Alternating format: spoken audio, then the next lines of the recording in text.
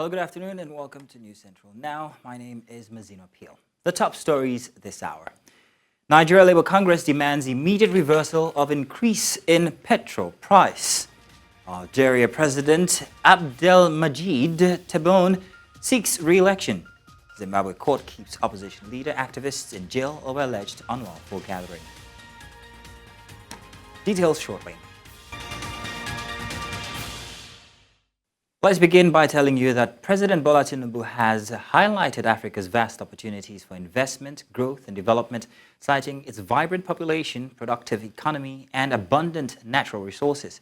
Speaking at a bilateral meeting with Chinese Premier Li Huan on Wednesday in Beijing, President Tinubu praised the Forum on China-Africa Cooperation for enhancing the partnership between Africa and China, promoting mutual development and prosperity.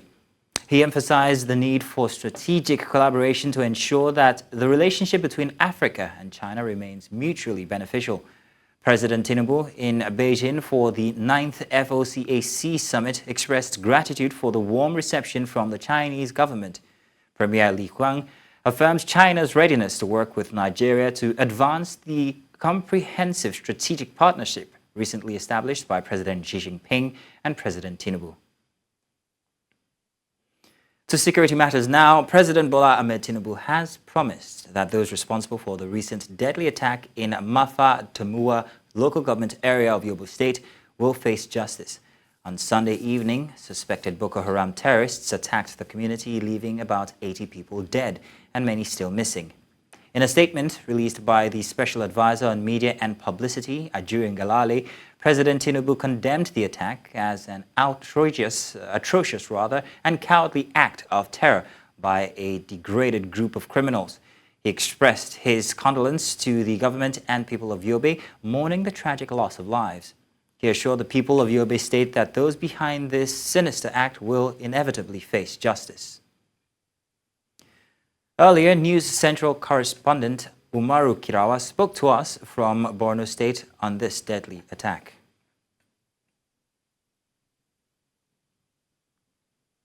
We'll bring you that shortly.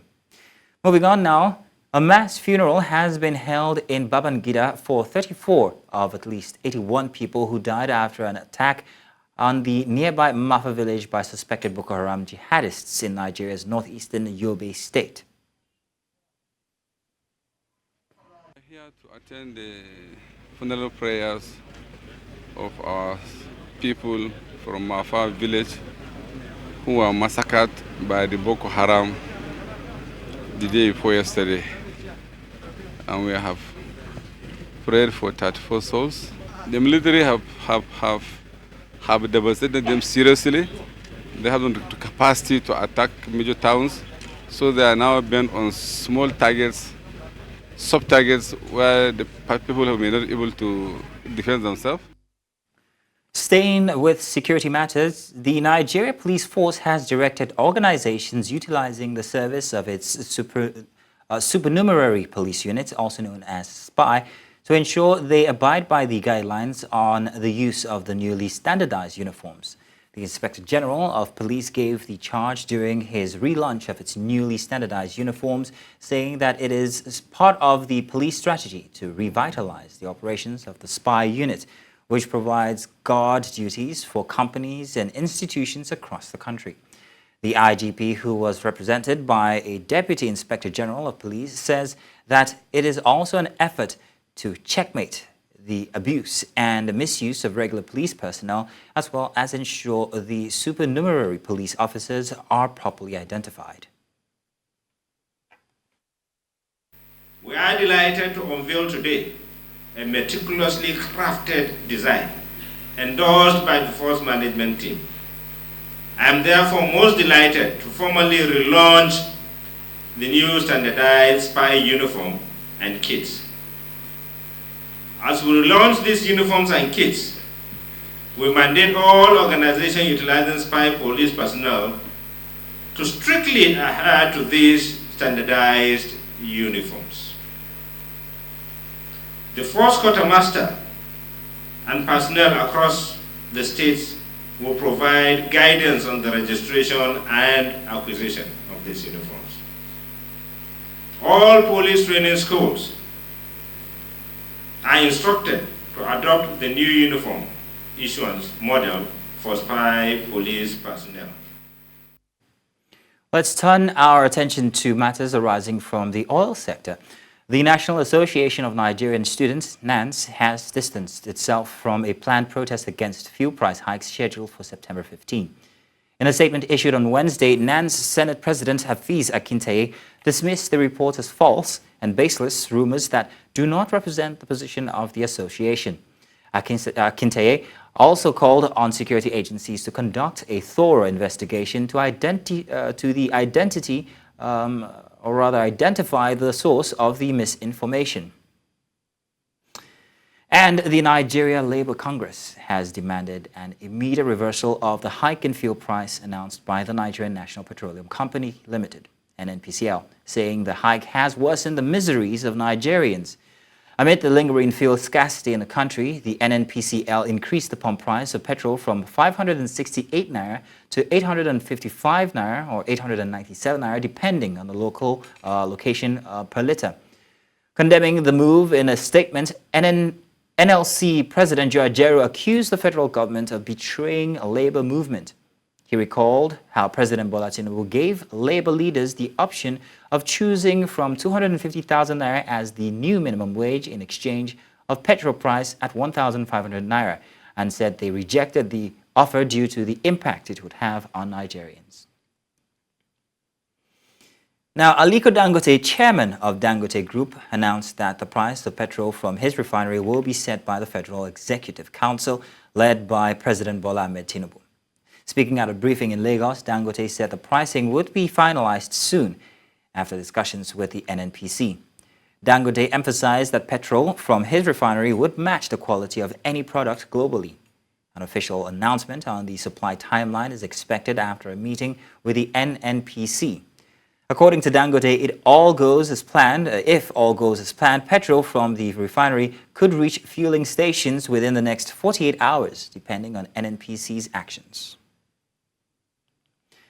The Nigerian Mainstream and Downstream Petroleum Regulatory Authority, NMDPRA, has confirmed that the Dangote refinery in Lagos will begin supplying 25 million litres of petrol daily to the Nigerian market starting this September. By October, the refinery's output will increase to 30 million litres per day. The $20 billion facility processes 650,000 barrels of crude oil daily. In a post on X, NMDPRA revealed that an agreement has been reached with the Nigerian National Petroleum Company Limited for crude oil sales and supply to the refinery in local currency. On Tuesday, the Dangote refinery rolled out its first batch of petrol from its Lekki facility over a year after its launch in May 2023. Following this, petrol prices at NNPCL outlets nationwide rose from about 600 naira to over 900 naira per litre. Earlier, Chief Executive Officer, Cowrie Asset Management Limited, Johnson Chukwu, joined us on the news. Average refined petroleum consumption prior to removal of subsidy was about 66.7 million barrels a day. After the subsidy removal, it dropped to about 44 million barrels. 66.7 million litres a day. After the subsidy removal on 29th of May 2023, it dropped to about 44 million litres a day. Of course, it has each backed about 65 million litres a day. So in effect, Dangote has the capacity when it begins to produce fully. Of course, the report that was announced by Nigerian Midstream and Downstream Petroleum Regulatory Authority stated that it will start producing 25 million litres a day and eventually move to about 30 million litres a day in October, which means up to October and beyond, until it begins to achieve full capacity, Nigeria will still have to import about 50% of its refined PMS. But in the meantime, we're going to have a reduction in that import. What that means is when Dangote becomes fully operational or it begins to attain its full capacity, Nigeria may end up... And now we have our correspondent Chizoba Nyonwe in Plateau State on standby, and she'll be telling us what's happening currently with the state of fuel situation, whether scarcity or maybe the hike in Plateau State. Chizo, you're welcome. Thank you very much for joining us this afternoon. Well, we're hoping that she's with us. Joey, if you can help us, if you can hear us, would like to have a situation report of what it's like in Plateau State. Well, unfortunately, we're having some difficulty connecting with her. I'm being told that we have Joshua with us, Joshua Imarai, and he is joining us from Abuja. Joshua, good afternoon to you. Thank you very much for joining. Please give us an update on the situation in Abuja.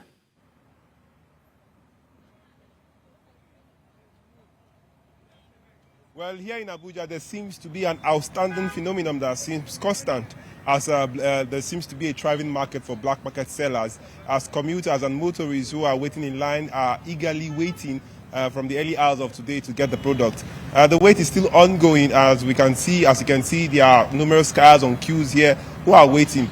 But one outstanding fact that we've noted is that there is a thriving market for black market sellers, and there seems to be a question around how these guys are getting that fuel, and how there seems to be a smooth arrangement for them and how they are selling. Well, as of now, the wait is still ongoing, and you can see the queue is still long, and the motorists here are still eager to get the product. Joshua, regarding the eagerness of the motorists, I'm very curious regarding those who are actually patronizing the black market sellers. How much is the black market product going for currently? And also, if you can also tell us exactly how much the fueling stations in Abuja are selling at.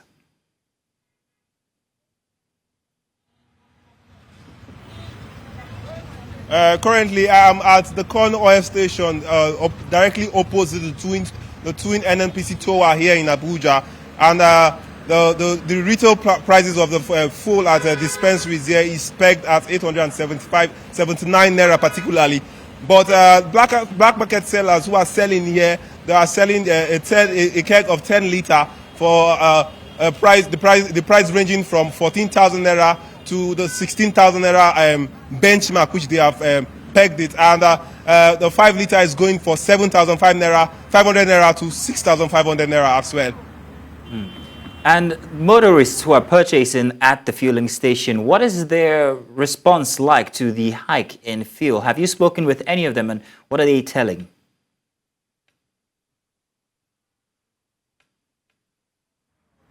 Well, some of them are voicing out their frustration considering the fact that Nigeria has a very, very large deposit of crude oil. There seems to be concerns surrounding the entire situation that a country as rich as Nigeria in crude oil should be suffering from this kind of challenge at this time. They are hoping that the rollout of the Dangote refinery will cushion the entire quagmire of the fuel scarcity.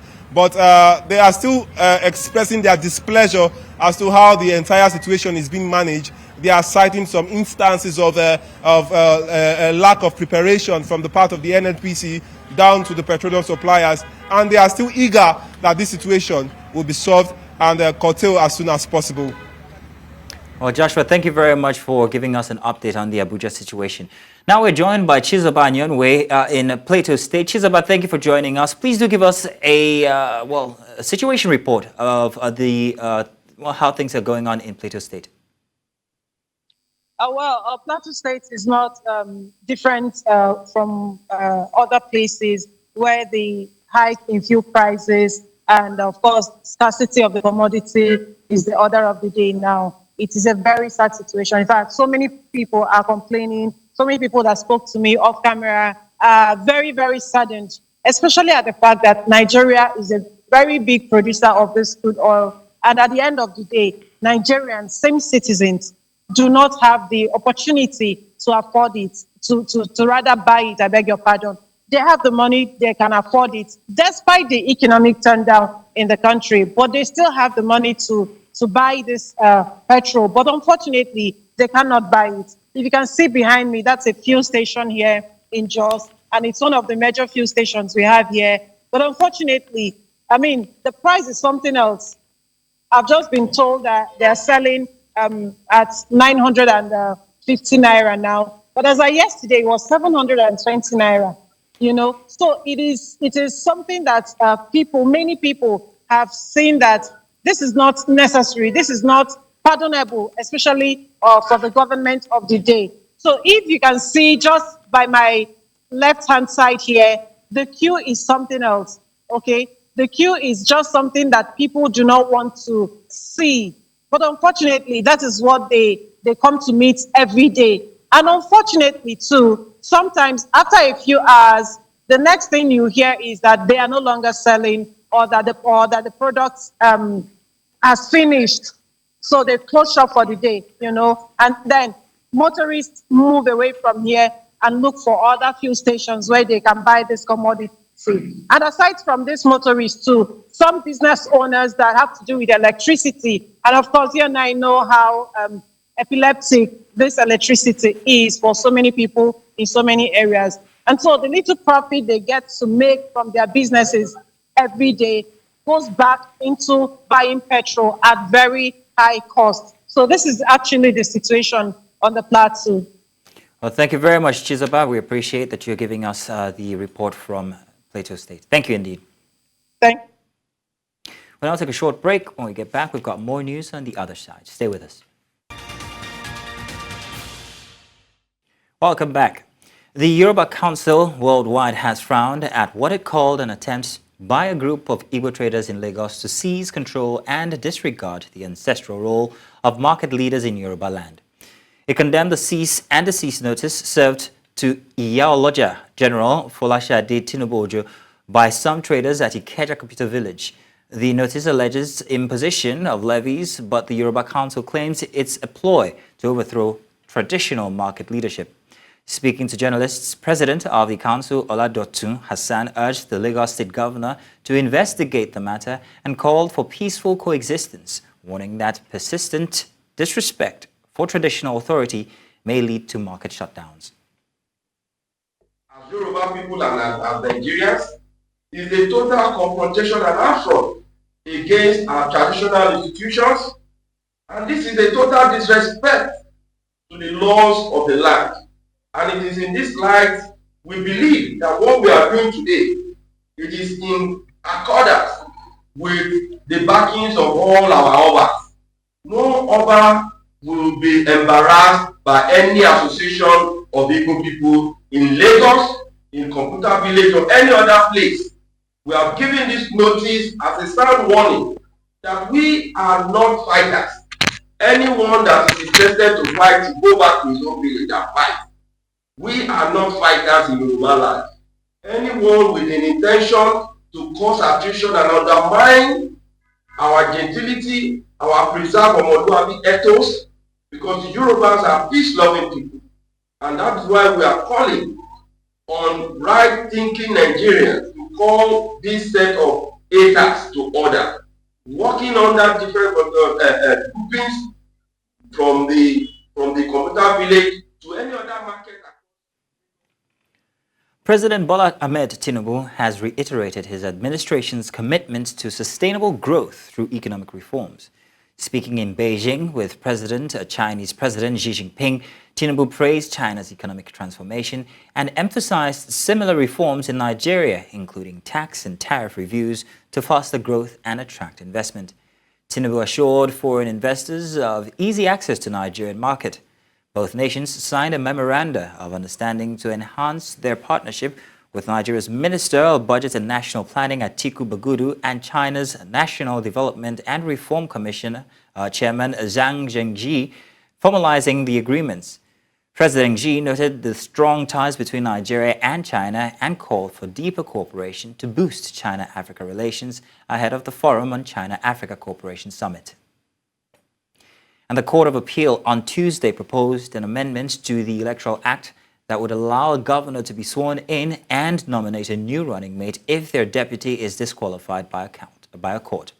The proposal comes in the wake of the Supreme Court's February 13, 2020 decision to sack David Leon of the All Progressives Congress as governor-elect of Bayelsa State just 24 hours before his inauguration.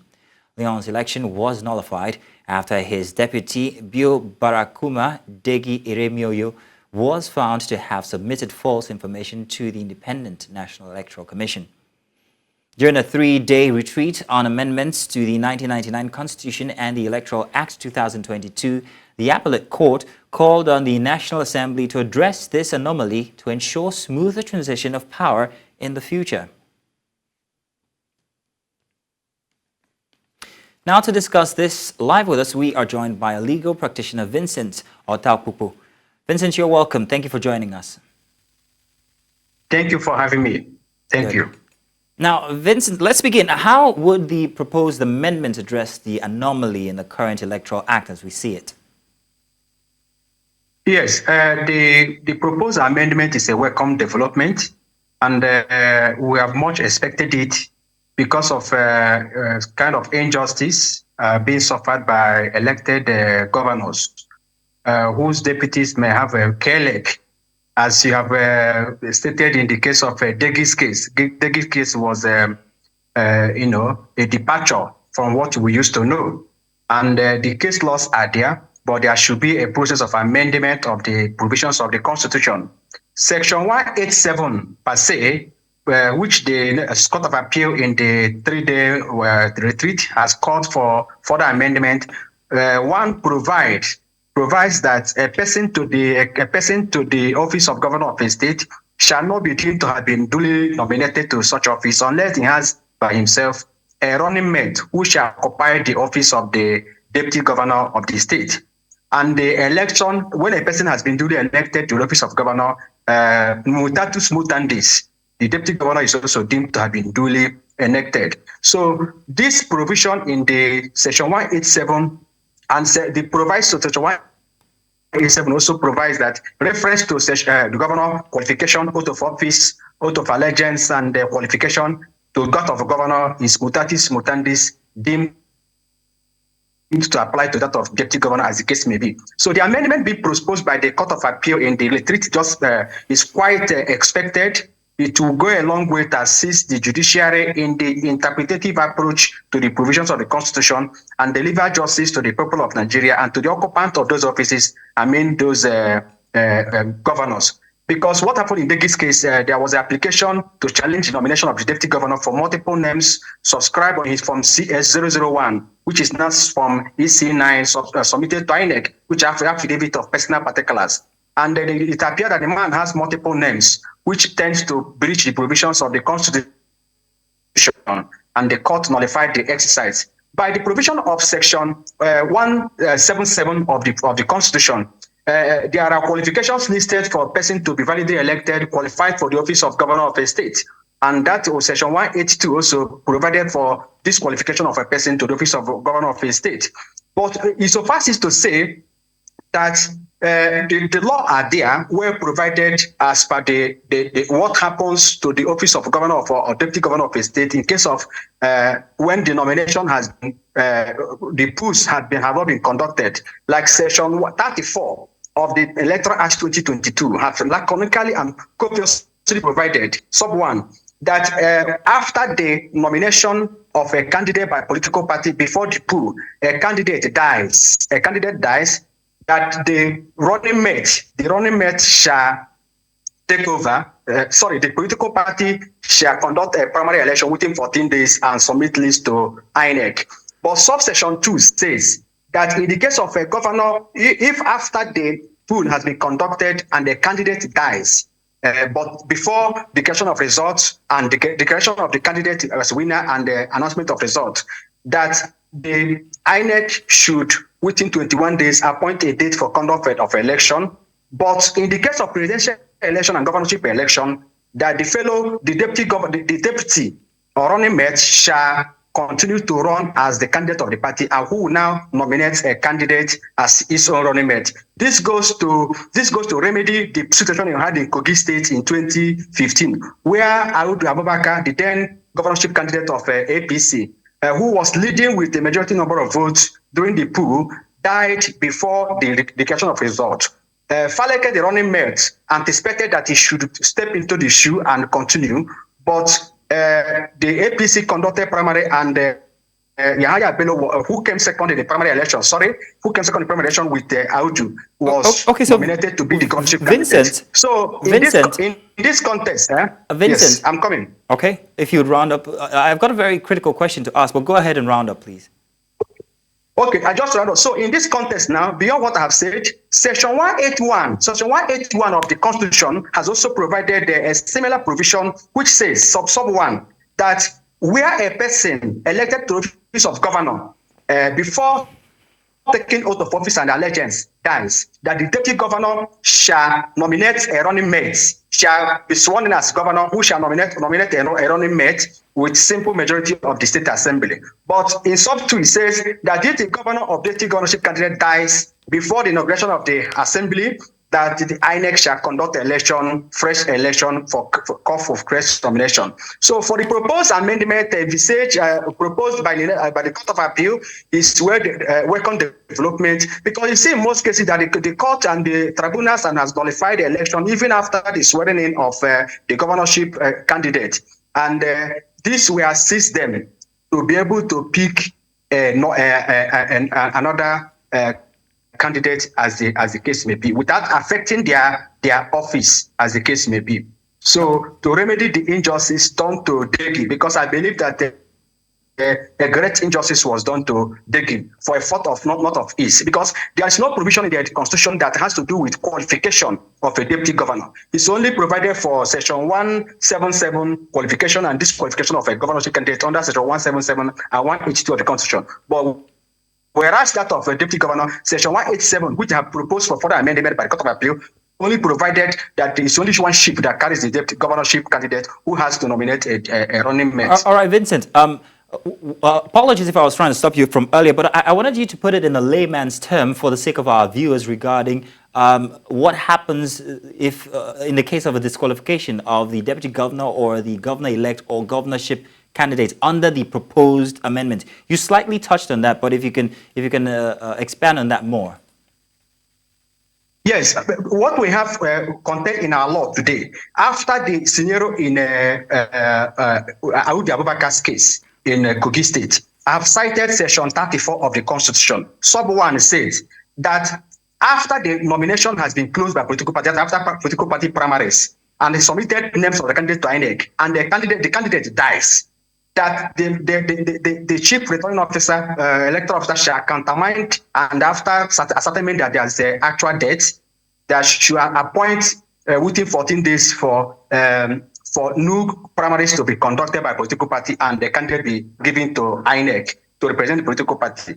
But sub 2 says that if after the election has been conducted, like in Kogi's case, Audu's case, election has been commenced, but before declaration and announcement of result, a candidate dies, that INEC shall ascertain that the cause of death and the actual death, and within 21 days, fix a date for another election. But provides to say, but provided that in the case of presidential election under sub 2 of Section 34 of the Constitution, presidential election and governorship election, that the running mate shall continue to occupy the position as the governorship candidate of the party, and nominate a fresh running mate who occupy the office of the deputy governor of the state. Now, Section 181, I have also said here of the Constitution, provided that if after the election and the declaration has been made and returned, someone has been declared winner with the deputy governor, and the governorship candidate dies,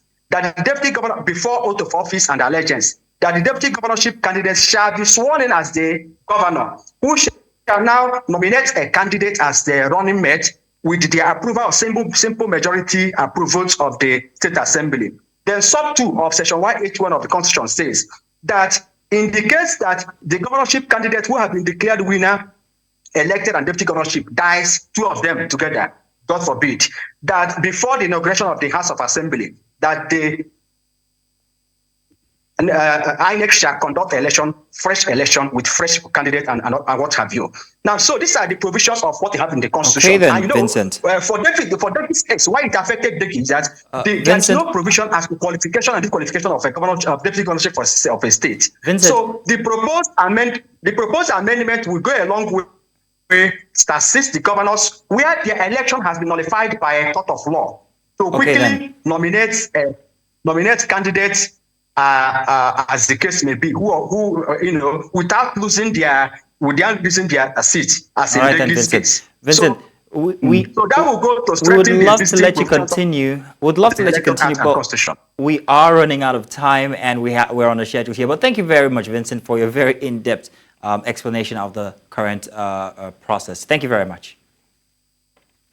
Moving on now. Anti-corruption experts have called on Nigeria's federal government to strengthen the capacity of anti-graft institutions so as to boost the war against corruption. This was during a stakeholders forum organized by the Center for Fiscal Responsibility, and Amadin Uyi reports. We'll bring that report at a later time. Coming up, Zimbabwe court keeps opposition leader activists in jail over alleged unlawful gatherings. We'll bring you the details after the break.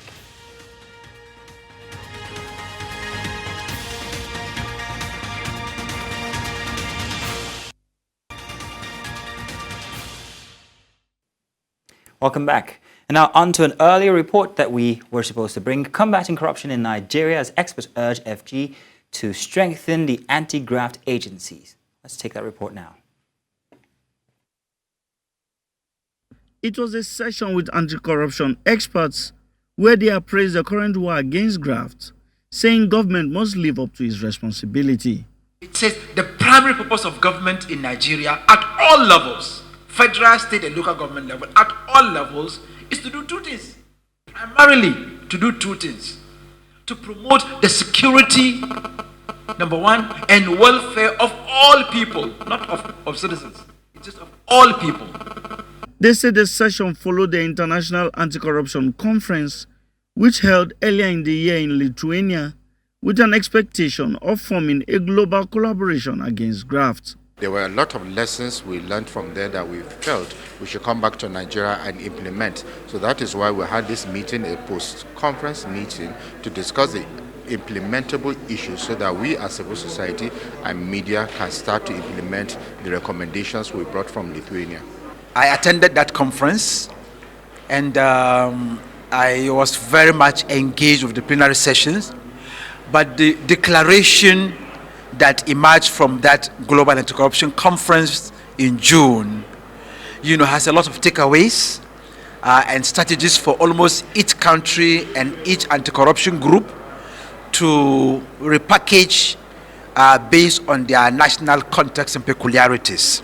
They highlight several other areas needing effective action and called on the federal government to strengthen anti-corruption institutions saddled with ridding the nation of graft. We're talking about enhancing our public procurement processes to reduce corruption. We're talking about monitoring climate finance. We're talking about electoral integrity, where the people we vote into office has the level of integrity that they should be there. We're talking about reducing illicit financial flows. We're also talking about the level of assets that are stolen from the country and from the continent actually to other jurisdictions to see how we can stem all these things so that we can enhance our democracy. We need to strengthen our constitutional anti-corruption institutions because you have the Code of Conduct Bureau and Tribunal, you have the Auditor General's Office at all levels. These institutions need to have their capacity strengthened, both in terms of operation and in terms of financial independence. We have this this group of people, when you talk about marginalized, talk about women, talk about young people, talk about persons with disability. These are the people that make up almost half or more than half of the population of Nigeria. And if they are not involved in the fight against corruption as it affects them, we might not really be making a headway. They are also calling on Nigerians to join the war against graft, saying citizens must see it as a national responsibility. In Abuja for News Central, I am Amadin Uyi. The news continues in North Africa, where Algeria's President Abdelmadjid Tebboune is campaigning for re-election, highlighting his accomplishments. However, critics argue that the country's pro-democracy movement, Hirak, which led to the ousting of former President Abdelaziz Bouteflika in 2019, has not seen the comprehensive political overhaul it demanded. Despite Tebboune's claim of success, analysts say a change in leadership alone is not enough, and that profound political change is still needed. The Hirak movement was stifled, and many of its leaders were imprisoned. Now dozens remain behind bars or are still being prosecuted. Critics argue that economic, cultural, and diplomatic progress is mere division, or rather diversion, without legitimate political resolution. إلى مشاريع استثمارية تفوق 20,000 مشروع استثماري. اليوم رانا في 8900 باش نلحقها ل 20,000 إن شاء الله. 20,000 مشروع استثماري بالتسهيلات، بالعقار، بالسلفية نتاع البنوك وغيرها. نخلق ثروة في هذه البلاد ونخلق مناصب شغل ونخلي البلاد نتاعي تلتحق بالركب. Meanwhile, a Zimbabwe court has sent opposition leader Jameson Timba and 65 supporters back to jail on Wednesday to await trial on charges of unlawful gathering following their arrest nearly 3 months ago. Police arrested the interim leader of the opposition Citizens Coalition for Change with nearly 80 people at his home in Harare on June 16 and claimed they were intending to promote public violence. The Harare Magistrate Court acquitted the group of disorderly conduct, but said they must still face a charge of being in an unlawful gathering when they were arrested. Rights groups, including Amnesty International, says the charges were politically motivated and part of a crackdown ahead of a regional summit in Harare on August 17.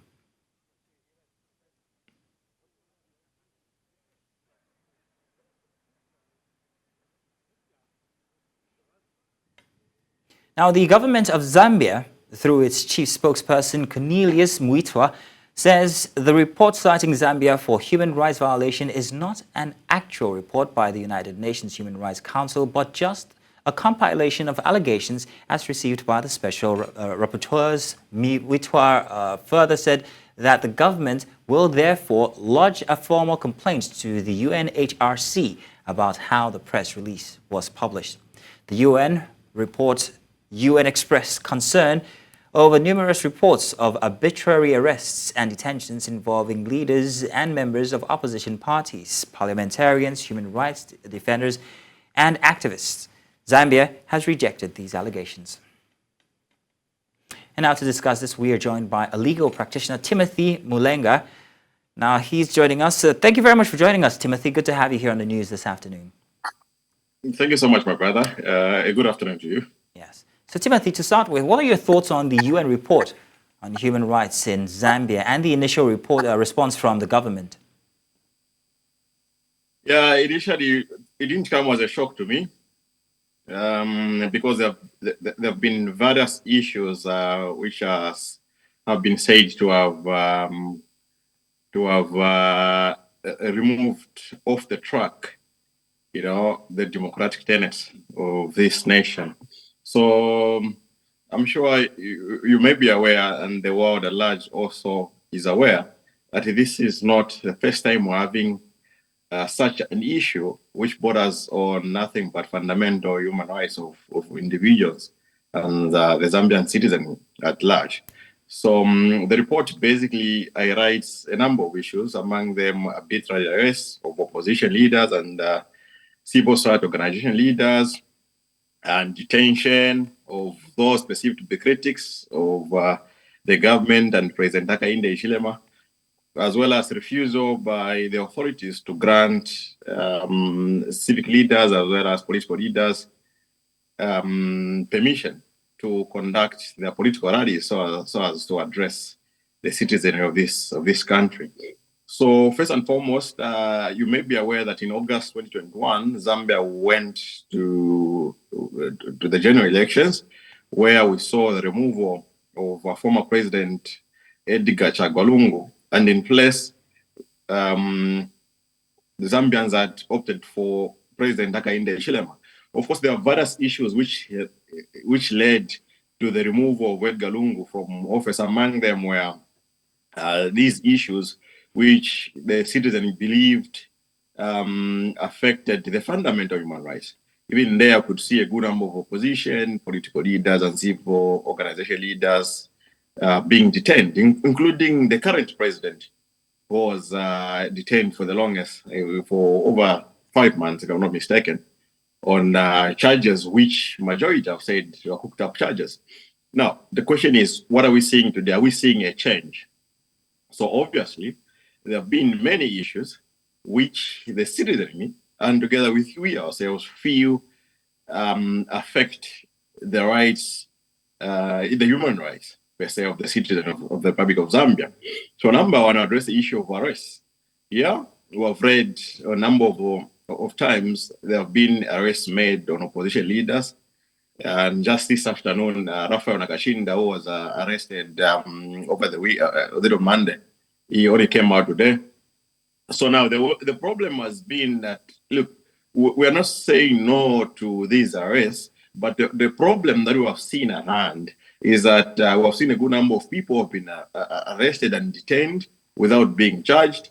We have seen individuals, not being taken to court within the stipulated time, which is 48 hours. We have seen individuals not being given their police bond or bail applications. And yet these are constitutional liberties. Every person who is arrested is entitled to police bond or bail. That's if the charge that the person is facing is bailable. So those are the issues. Also on selective application of the law, I think it has been an issue because we have seen both camps, even from the opposition. People have made similar remarks, of course, in the past, which have upset the public, and others have been charged with hate speech. Yeah, and yet those who belong to the ruling United Party for National ruling UPND, United Party for National Development, have not been cited and have not been questioned, neither have they been arrested for doing the same things which other people in the other camps have been cited for. So that's where the problem has been. Then on detention, of course, we have seen a good number of opposition political leaders being detained. Others have not been charged, and others likely they have been acquitted at court. Yeah. Also, the refusal to grant permission to civic and political leaders to hold their rallies. It is a constitutional right in Zambia for people to assemble. But what the law provides, right, Timothy. You must know. Well, Timothy, are you getting me? Yes, I can hear you, but unfortunately, we will have to round it up here. But thank you very much for giving us your thoughts on the situation. Thank you indeed. Now, do stay tuned. Coming up, sports. Benin national team, known as the Cheetahs, are facing injury setbacks as they prepare to take on the Nigerians in a crucial match. Their centre-back, Mohamed Tijani, has suffered an ankle sprain, raising concerns about his availability for the game. Now, Tijani played a vital role in Benin's victory over Nigeria in their previous World Cup qualifier. Coach Gunnar Roa expressed his worry about Tijani's participation against Nigeria, but expressed hope that he would recover in time for the second game against Libya. The team's medical staff are working diligently to ensure Tijani's return to fitness. The Cheetahs are scheduled to arrive in Nigeria on Thursday ahead of the match on Saturday. An Australian Olympian, Rachel Gunn, has apologized to the nation's breakdancing community for the backlash they have experienced following her controversial routine in Paris, which made headlines globally. Gunn, who competes as Ray Gunn, was eliminated from the B-Girls competition with a score of 0, prompting ridicule and praise for her unorthodox style by users across social media. In her first sit-down interview since taking part in the Games and amid questions over her qualification and performance, Gunn was asked if she genuinely thought she was Australia's best female breakdancer. The 36-year-old university lecturer lost all 3 of her Olympic battles with her green tracksuit and eccentric performance, which include the sprinkler move and kangaroo-inspired hopping, generating a sea of memes. And that's all at this hour. But before we go, let's take another look at some of the major stories we brought your way. Nigeria Labour Congress has demanded immediate reversal of increase in petrol price. Nigeria President Abdelmajid Tebboune seeks re-election. We also told you that Zimbabwe court has kept opposition leader activists in jail over alleged unlawful gathering. Remember to send your eyewitness report to the WhatsApp number on your screen now. And do follow us on social media. We are at News Central TV. You can watch News Central live on DSTV channel 422, StarTimes channel 274, Avo TV, and YouTube. Many thanks for watching. My name is Mazino Appeal.